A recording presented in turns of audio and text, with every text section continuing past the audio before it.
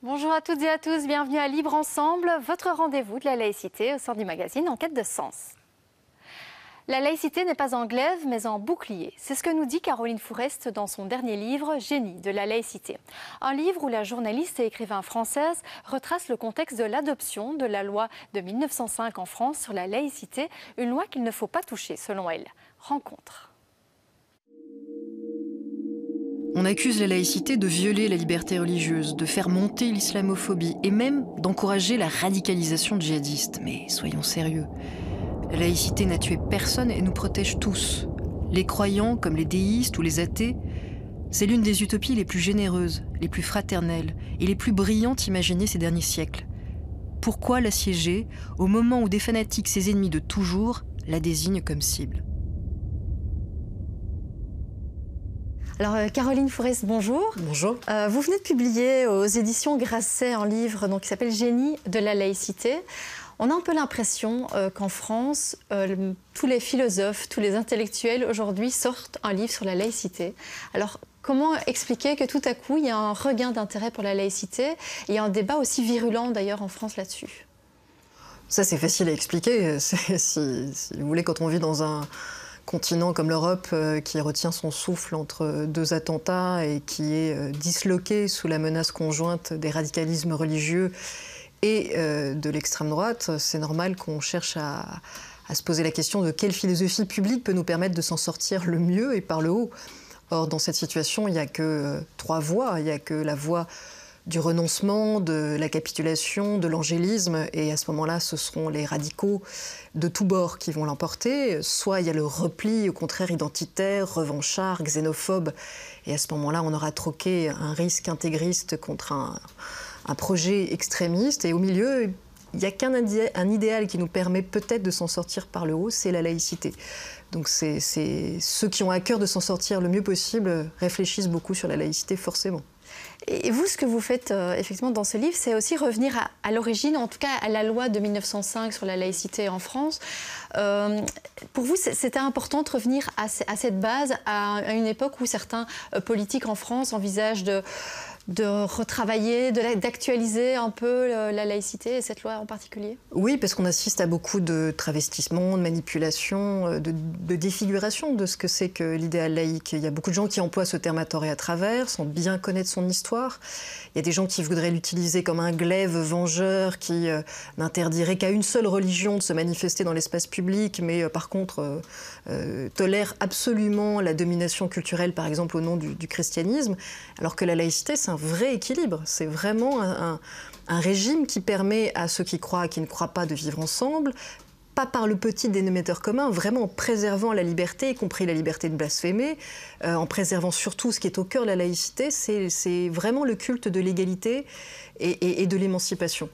Et ça demande de redécouvrir cette histoire, d'abord parce qu'elle n'a pas été tant transmise que ça, et aussi parce qu'il y a une génération aujourd'hui qui peut-être suite au débat qu'on a eu récemment sur le voile à l'école, sur le voile intégral dans la rue, ne comprend pas, surtout si des intégristes leur font croire que c'est le cas, ne comprennent pas que la laïcité, ça a toujours été un combat qui a été d'abord exigeant envers les catholiques, fortement, et qui aujourd'hui, au fond, ne demande qu'à tout le monde de suivre le même chemin. Donc c'est pas des lois qui sont des lois d'exception, ce qu'on est en train de vivre, c'est un rattrapage par rapport au combat qu'on a déjà eu vis-à-vis de l'intégrisme catholique.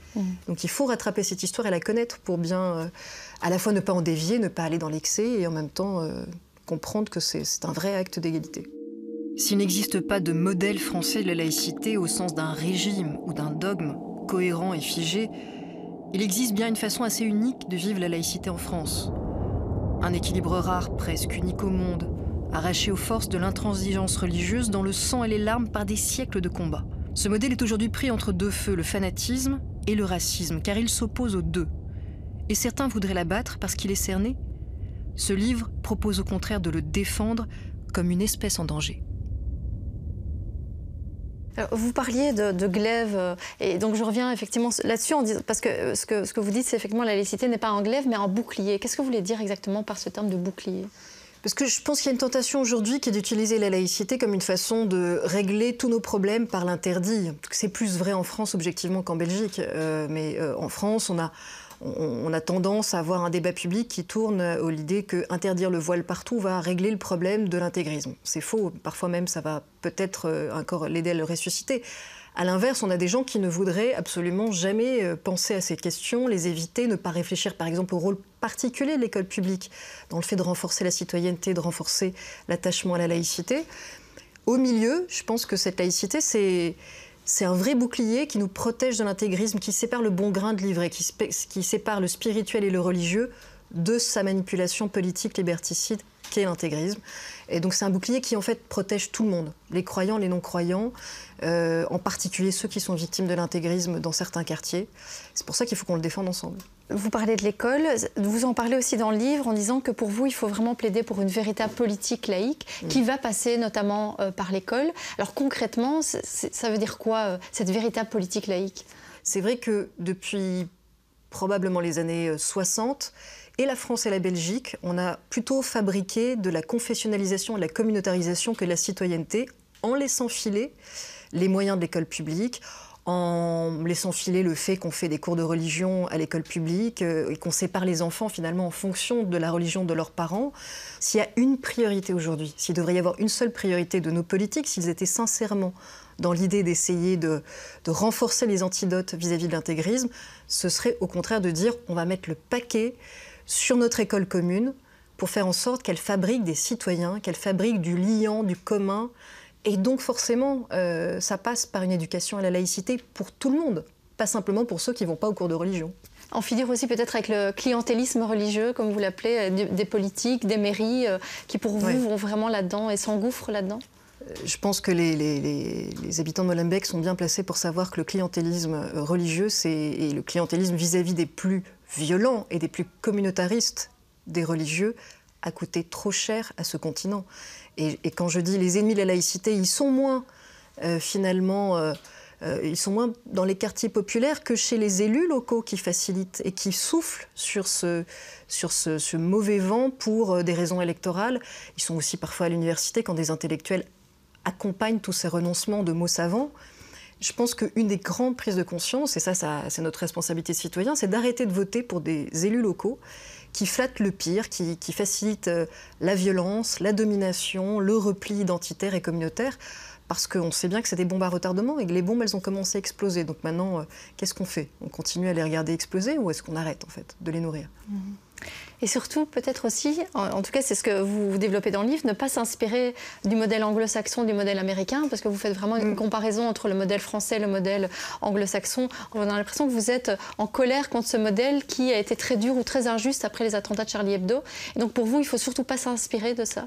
Des accommodements raisonnables, par exemple, et des choses comme ça. En plus, je veux dire, dans les deux cas, il ne faudra s'inspirer ni des États-Unis, de ce qu'a été peut-être le moins bon côté d'Obama, ni de l'Amérique de Trump. Donc dans les deux cas, j'avoue que l'influence du soft power américain, c'est-à-dire son bras armé culturel, si vous voulez, son ambassade, son département d'État, n'ont pas fait du bien à l'Europe. Pendant des années, sous la fin de Bush et d'Obama, ces services, ces ambassades ont soufflé dans les voiles des groupes les plus religieux, communautaristes, anti-laïcité, qui traitaient les laïcs d'islamophobes, qui leur mettaient des cibles sur la tête.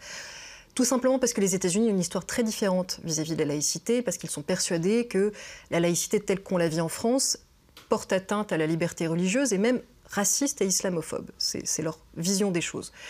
Et donc ils ont cru aider la diversité, l'égalité, et en fait ils ont aidé les plus communautaires, les plus racistes et les plus haineux au nom de bons sentiments. Donc simplement la colère dans ce livre, c'est de dire il y a une guerre assez sérieuse qui se joue. Il y a déjà des gens qui viennent voler nos enfants et qui viennent retourner des citoyens les uns contre les autres en leur faisant haïr la laïcité. Si vous pouviez ne pas aider ces groupes-là, parce que vous n'avez tout simplement pas bien compris ou parce que vous n'avez pas voulu comprendre quel était notre modèle culturel, ce serait vraiment sympa. Maintenant qu'on va avoir l'équipe autour de Trump à la tête du soft power américain, on va avoir un autre problème qui est exactement inverse. C'est que là, vous allez aller voir les réseaux comme ceux de l'alt-right, c'est-à-dire l'extrême droite autour de Steve Bannon et des conseillers de Trump, qui vont aider tout ce qui est extrême droite identitaire, xénophobe, raciste envers les musulmans. Comme on avait déjà les Russes qui allaient dans ce sens-là, ça va nous faire des grosses journées. Voilà. Bon, donc on verra pour la suite. En tout cas, merci de nous avoir accordé cet entretien. Je rappelle le titre de votre livre, Génie de la laïcité, donc publié aux éditions Grasset. Caroline Fourest, merci beaucoup. Merci à vous.